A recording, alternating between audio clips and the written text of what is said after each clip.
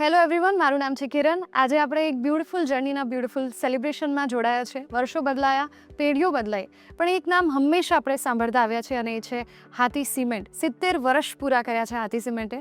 અને આજે ભાવનગરના વન ઓફ ધ ડીલર આપણી સાથે છે મુકેશભાઈ, અને એમના વાઈફ અરુણાબેન આજે આપણી સાથે છે. સર, કેમ છો તમે? એકદમ મજામાં. તમારી જર્ની કેવી રહી છે? 10 વર્ષથી તમે હાથી સિમેન્ટ સાથે જોડાયા છો, તો આ જર્ની 10 વર્ષની કેવી રહી છે તમારા માટે? આમ તો હું ખેડૂતનો દીકરો છું. મારા પપ્પા 60-70 વર્ષથી હાથીનું તો નામ સાંભળ્યું જ છે એમણે. અને અમે મકાન બનાવ્યું ત્યારે એણે ખૂબ અમને સલાહ આપેલી કે ભાઈ આપણે હાથી સિમેન્ટથી બનાવ્યું. એટલે અમે ખેતી કરતાં પછી વિચાર કર્યો કે આપણે પાઇપ ફિટિંગની દુકાન કરીએ. એટલે અમે 3 વર્ષ પાઇપ ફિટિંગની દુકાન સ્ટાર્ટ કરી. પછી ઓફિસર આવ્યા અને અમને સલાહ આપી કે તમે હાથી સિમેન્ટ સાથે જોડાઓ. ત્યારે અમે બહુ થોડી એક બે બેગ લાવી છૂટકમાં કિલોનું પેકિંગ કરી અને ગ્રાહકને વેચતા. પછી ઓફિસર આવ્યા અને અમને સલાહ આપી અને ડીલરશીપમાં આપણે ફોર્મ ભર્યું. પછી થોડું સ્ટાર્ટિંગમાં થોડુંક કેવડાયું, પણ ધીમે ધીમે જેમ ખ્યાલ આવતો ગયો અને અમને અમારા એમઓએ ખૂબ સલાહ આપી અને ઓફિસરોએ અમને એક ફેમિલી તરીકે સલાહ આપતા ગયા, અમને મોટિવેશન કરતા ગયા કે આપણે આ રીતે ધંધો થાય, જે આપણા માટે ખૂબ નવું હતું. ધંધાની વિશે આપણને સંપૂર્ણ સિમેન્ટ વિશે કંઈ માહિતી નહોતી, પણ એમણે ઘણું આપણને સમજાવ્યું કે ભાઈ આ રીતે વેચાય, અત્યારે સમય આ પ્રમાણે છે, એને અનુરૂપ આપણે આ રીતે વેચી શકો. પછી ધીમે 30-40 ટન 50 ટને પહોંચ્યા એટલે થોડું અમને અગવડતા લાગી કે ભાઈ આ રીતે થોડું વેચવું ટફ પડવા માંડ્યું છે. એટલે અમે વિચાર્યું કે ભાઈ ચાલો આપણે અધર બ્રાન્ડમાં જઈએ. પછી અધર બ્રાન્ડમાં અમારી આજુબાજુ અધર બ્રાન્ડનો પ્રેશર વધારે હતું, પણ ત્યાં આગળ ગયા એટલે એમણે કીધું કે ભાઈ તમે આટલા ટનના ડીલર છો તો તમને અમે ડીલરશીપ નહીં આપી શકીએ.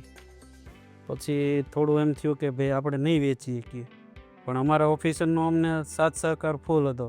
ગમે ત્યારે અમે નાનો સેલ્સમેન ઓફિસર હોય કે ભાઈ એનાથી ઉપર મોટો ઓફિસર હોય અથવા તો અમારા એમડી સુધી જવું હોય તો અમને ગમે ત્યારે અડધી રાત્રે અમને સલાહ સૂચન ગમે ત્યારે મળી જાય. પછી એમની સલાહ સૂચન પ્રમાણે હાલતા ગયા અને અમારા એમઓએ અમને સપોર્ટ આપ્યો. એટલે એ થોડોક ખ્યાલ આવતો ગયો એટલે 40-50 ટનને જે અમે ઊભા થાય એની જગ્યાએ અત્યારે આપણે ઓછામાં ઓછું 400, 450, 500 ટન સુધી રેગ્યુલર કરવા મળ્યા છે. એટલે ખૂબ સપોર્ટ અમને કંપની તરફથી, અને કોઈ પણ નાની ટૂર હોય અથવા તો નાના એવા ફંક્શન હોય તો કોઈ પણ ઓફિસર અમને એક મિત્ર તરીકે તે સારો એવો સપોર્ટને સલાહ સૂચન કરે. હોય અમુક નાના મોટી અમે કહેતા હોય, ઓફિસરને ક્યારેક ખોટું લાગી જાય, પણ હાવભાવ ઉપરથી આપણને કશું ખબર ન પડવા દે. ક્યારેક અમારા શબ્દો ટાઈમે ન મળ્યું હોય એટલે કંપનીને તો ફોર્સ કરતા જ હોય, પણ નાનો ઓફિસર હોય તોય ભલે, અને કદાચ ઉપર જઈને મોટા ઓફિસરને કહો તોય અમારું કોઈ પણ નાનું મોટું કામ થઈ જાય. અને આપણે તો ગમે ત્યારે, મારો તો હજી એવું અભિપ્રાય હું આપું કે મને ઓફિસર તરીકે તો લગભગ કોઈ જાત અગવડતા પડી નથી. સપોર્ટ બહુ સારો મળ્યો અમને. તો તમે આ જ્યારે પહેલાં બીજું કંઈક કામ કરી રહ્યા હતા પાઇપ ફિટિંગનું, ત્યારે તમે જેમ જણાવ્યું કે ઓફિસર્સ આવ્યા હતા અને એમને તમને સલાહ આપી, તો એવો કોઈ પોઈન્ટ કે એવી કોઈ વાત તમને યાદ છે જેનાથી તમને આવું લાગ્યું કે હા હવે આ શરૂ કરી લઈએ? કઈ રીતે તમને કન્વિન્સ કરી ગયા, કંઈક તમને યાદ છે? ત્યારે અમે છૂટકમાં વેચતા હતા, એટલે એણે કીધું કે ભાઈ અત્યારે તમે છૂટકમાં વેચો છો તો તમારી આગળ કસ્ટમર બેઝ તો છે, તમારે ખાલી ફ્લેજ બહાર કાઢવાનું છે એમ સિમેન્ટની દ્રષ્ટિએ. તો કસ્ટમર હવે જેમ જોઈન્ટ થતા ગયા, અમે એણે કીધું કે ભાઈ બહાર માર્કેટમાં જઈ એટલે સલાહ સૂચન આપ્યું તો આપણે એ પ્રમાણે કામ કર્યું, જેથી કરીને માર્કેટ કસ્ટમરને કહેતા ગયા કે આપણે સ્ટાર્ટઅપ કર્યું છે. એટલે તો એ પ્રમાણે આપણને વધારે સપોર્ટ મળતો ગયો. એ સમયની માર્કેટિંગમાં અને અત્યારે માર્કેટિંગમાં તમને કંઈક ડિફરન્સ ફીલ થાય છે અત્યારે કંઈક? ત્યારે આપણે કસ્ટમરને આપણે કહીને એમ માની લેતા, અને અત્યારે માર્કેટમાં જઈ અને કસ્ટમરને સમજાવવા પડે છે. અને અત્યારે એટલા બધા જાગૃત હોય કે એ પોઈન્ટ ટુ પોઈન્ટ આપણને પૂછે કે ભાઈ પીપીસી શું છે, પ્રાઇમ શું છે, અથવા તો તમે પ્લસ લાવ્યા છો તો એમાં શું ડિફરન્ટ આવે છે. તો પીપીસી વિશે, પ્રાઇમ વિશે અને પ્લસ વિશે આપણે એને વિગતવાર અલગ સમજાવવું પડે. અને અમારે ત્યારે ઓપીસી ઉપર ભાર વધારે હતો. પછી ઓફિસરોએ અમને સમજાવ્યું કે ભાઈ આપણે બને ત્યાં સુધી આપણા વાતાવરણને અનુકૂળ આવે એના માટે થઈને હંમેશા બ્લેન્ડેજ ઉપયોગ કરવાનો વધારે આગ્રહ રાખવો જોઈએ. એટલે અમે કસ્ટમરને એ રીતે સમજાવતા ગયા કે ભાઈ ઓપીસીથી આપણને આપણા વાતાવરણને નુકસાન કરે છે, એની જગ્યાએ બ્લેન્ડેડ જેમ બને એમ વધારે વાપરીએ, જેથી કરીને આપણા વાતાવરણને અને આપણને બધાને અનુકૂળ આવે અને સ્ટ્રેન્થ સારામાં સારી મળે. પીપીસીમાં ઓપીસીમાં અને પીપીસીમાં ફરક એ પડે કે મારા હિસાબ પ્રમાણે તો કે ભાઈ ઓપીસીમાં સ્ટ્રેન્થ જલ્દી આવી જાય, પીપીસીમાં થોડી વાર લાગે. અથવા તો પ્રાઇમ પ્લસ વાપરો તો તમને બેસ્ટ અનુકૂળ સ્ટ્રેન્થ મળી જાય. અચ્છા, તો તમે આ સિમેન્ટના કામમાં જોડાયા તો તમારા પરિવારમાં, તમારા જીવનમાં કે પર્સનલ લાઈફમાં કયા બદલાવ તમે ચેન્જીસ કયા જોયા છે, કયા ફાયદા તમને થયા છે, અગર તમે જણાવી શકો તો? અત્યાર સુધી આપણે ખેતી સિવાય બહાર નીકળ્યા જ નહોતા. પછી કોઈ ફેમિલી સાથે મળ્યા નહોતા, પણ અમને ઓફિસરોનો પોતે ફેમિલી તરીકે જ અમને હેન્ડલ કરે. એ ભાઈ માનો તોય ભલે કે કોઈ પણ હોય ઓફિસર. પછી અમે ટૂરમાં હરવાર ગયા હોય તોય તે મેમની સાથે હોય તો બહુ સારો સપોર્ટ મળે. તો તમે આમની જર્ની વિશે કંઈક નજીકથી જોયું છે તો તમે શું કહેવા માંગશો? પહેલાં તો ખેતીમાં હતા ત્યાં તો બહુ થતું કે લાઈફમાં થોડુંક તકલીફ છે ફીલ થતું. હાથીમાં જ્યાંથી જોડાયા ત્યાંથી તો ખૂબ ખુશી ને આનંદ ને. તમારી આજુબાજુ જ્યારે કોઈક હાથી સિમેન્ટ વિશે તમને પૂછે કે તમારી આગળ વાત કરે તો સૌથી પહેલાં તમને શું યાદ આવે? કઈ વાત તમે એમની સાથે કરો હાથી સિમેન્ટને લઈને? આજુબાજુમાં કોઈ પણ નામ અથવા આપણે હાથી સિમેન્ટનું નામ લે એટલે પહેલાં તો સૌથી આપણને એક આપણા રોવાડા ઊભા થઈએ કે ભાઈ આપણે હાથીમાં જોડાયેલા છીએ ને આપણે આ એક પ્રમાણે હાથીનું કામ કરીએ છીએ. પણ એને નાના મોટે કોઈ પણ ક્વેશ્ચન હોય તો એને એમ થાય કે આપણને કે એને છૂટથી જવાબ દઈએ જેથી કરીને એ સમજે. અત્યારે આપણે જે અનુભવ કર્યો, મારા પપ્પાએ જે વાપરીને એ કહેતા પહેલાં મને કે ભાઈ આપણે પેપર બેગમાં પહેલાં આવતી જે પેપર મેં જોઈ નથી, પણ મારા પપ્પા વાત કરતા કે રેશનમાં પાસ આપો ને ત્યારે એ સિમેન્ટ આપતા. અને અમારા એમો અમને સમજાવતા કે ભાઈ આ રીતે આવતી નહીં મળતી, એ સિમેન્ટનો તમે કઈ રીતે ઉપયોગ કરવો, એના માટે જે પણ ક્વેશ્ચન હોય એને પૂરેપૂરું સમજાવવાની ઈચ્છા થાય. આજુબાજુમાં કોઈ પણ વાત કરતું હોય તો વધારે એને સમજાવવાનું, વધારે એને વાતચીત કરવાનું મન થાય. તમારા ફાધર ખેડૂત રહી ચૂક્યા છે, પણ એમની કોઈ વાત, કોઈ સલાહ કે જીવન જીવવાની બધાની રીત અલગ અલગ હોય, તો એવી કોઈ રીત કે સલાહ તમે આજે પણ તમારા જીવનમાં લઈને ચાલો છો જેનાથી તમને આવું લાગે છે કે આ જ વાતના લીધે, આ વસ્તુના લીધે હું આગળ વધી રહ્યો છું? મારા પપ્પા હંમેશા કહેતા કે ભાઈ બને ત્યાં સુધી કોઈને છેતરવાના નહીં. એટલે કંપનીમાં આપણે સિમેન્ટમાં જોયું, પણ કોઈ પણ નાનો માણસ હોય તો એ હંમેશા જિંદગીમાં એક જ વખત મકાન બનાવીએ.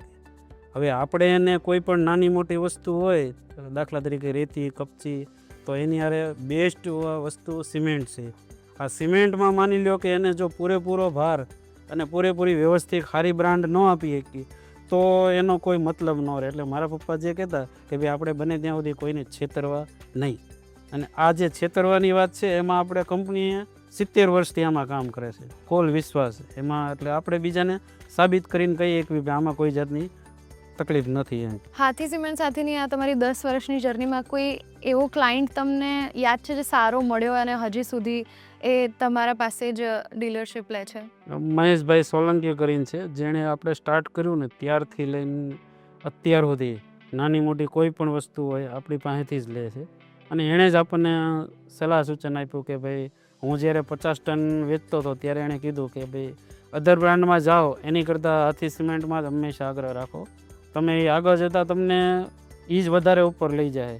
અત્યારે કંપનીએ સિમેન્ટની સાથે સાથે ટાઇલ એડહેસિવની તે વેચાણ કરાવડાવ્યું તો એમાંય આપણને એ પૂરેપૂરો ઓર્ડરને સપોર્ટ આપે જ છે. અત્યારે એ આપણી હારે જોડાયેલા જ છે હંમેશા માટે. એમની સલાહ પણ કામ આવી જ છે તમારી આ 10 વર્ષની જર્નીમાં. ભાવનગર શહેરમાં કે આજુબાજુ ક્યાંય પણ જ્યાં તમારું સિમેન્ટ વેચાય છે, તો એવું કોઈ ઘર, એવી કોઈ જગ્યા, બિલ્ડિંગ એ કોઈક છે જ્યાંથી તમે નીકળો તો તમને આવું લાગે કે હા અહીંયા મારું કામ થયેલું છે, કે અહીંયા મેં સિમેન્ટ આપ્યું છે? એના માટે તો અમારે એ કહીએ છે આપણે ભાવનગર ઘરની સામે જ મંદિર બને છે.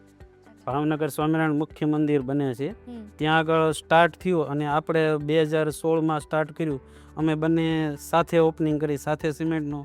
ત્યારથી લઈને અત્યાર સુધી ત્યાં આગળ એક પણ ઠેલી અધરવાળની આપણે આવવાય નથી દીધી અને એણે પોતે મંદિરવાળાએ તે કોઈ દી બહારથી ખરીદી કરી નથી. કદાચ ક્યારેક ઓચિંતી જરૂર પડી હોય તો જ તે, બાકી ત્યાં આગળ બધી ટોટલી આપણી હાથી સિમેન્ટ જ તે ઓપીસી પીપીસી જે જરૂર પડી હોય આપણે જ પૂરી પાડી. એ જગ્યા જોઈને ખૂબ આનંદ થાય છે. તમે અને શું આપણા કહેવા- ઘરેથી એક્ઝેક્ટ સામે જ છે એટલે પૂરું આવતા જતા નજર જ ઈ કરીએ. તમે શું કહેવા માંગશો આના વિશે? મંદિર સિમેન્ટનું છે, અમારે શરૂ કર્યું છે, પણ મંદિરના કામમાં વપરાય છે એટલે ખૂબ જ આનંદ થાય છે. અને મંદિર અમે જોઈએ તો એક જાતની ખુશી જ થાય છે કે આમાં અમારી જ સિમેન્ટ છે. તમે આજુબાજુ બધાને કહેતા હશો ને કે આ અમારા સુતાર સાઈડથી જાય છે. ને કંપની યારે જોડાણા એટલે નાનું મોટી વસ્તુ તો આવ્યા કરે, પણ ગોલ્ડ આવે એટલે તો લેડીઝમાં તો કહેવાનું જ. 100%. તો કોઈક વ્યક્તિ છે જેને સિમેન્ટ વિશે કોઈ ખબર જ નથી, કોઈ જાણ નથી, કોઈ નોલેજ નથી, અને એને ડીલર જો બનવું છે તો તમે એને કઈ સલાહ આપશો? મારી દ્રષ્ટિએ તો હું એને એ જ કહીશ કે ભાઈ એટલો જૂનો અનુભવ છે અને આ અનુભવ અથવા તો ફેમિલીની દ્રષ્ટિએ જાઓ અથવા તો માર્કેટની દ્રષ્ટિએ જાઓ તો હંમેશા હાથી સિમેન્ટ જ વપરાય. હાથી સિમેન્ટના જ સૌરાષ્ટ્ર સિમેન્ટમાં ડીલર બને અને લાંબા ટાઈમે હંમેશા તમને ફાયદો જ રહેશે. એ ફેમિલી તરીકે જુઓ તોય ભલે, આપણું પોતાનું ફેમિલી જુઓ તોય ભલે, તમને હંમેશા સપોર્ટ તો હાથી સિદ્ધિ સિમેન્ટમાં જ મળશે.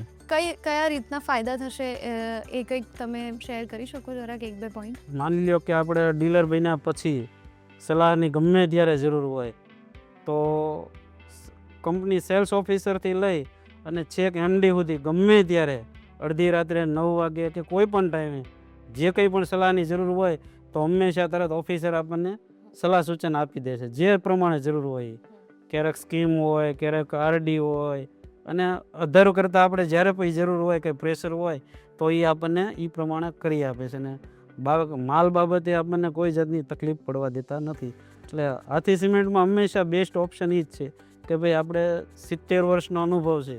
આ 70 વર્ષનો અનુભવ સેલ્સ ઓફિસરથી લઈ ડીલર, નાનો ઓફિસર અથવા તો કડિયા કોન્ટ્રાક્ટર, તમને બેસ્ટ વસ્તુ મળે.